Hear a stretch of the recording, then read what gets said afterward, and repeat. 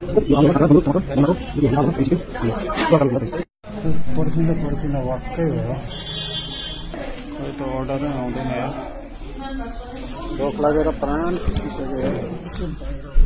म चाहिँ यहाँ खास गरी ढिँडो खान्छु भनेर आएको थिएँ तर ढिँडो नपाउँदो रहेछ त्यही भएर थकाली थाली अर्डर गरेको छ त्यही खाएर जाने। यो रोइङ टाउनको तलतिर हो। भात पाइन थकाली खानु आएको त खै थाकिसक्यो लाग्यो बोला ठिक यो आलु होला काँक्रा गुन्द्रुक टमाटर मुलाको यो के हो यो दाल होला यो चिकन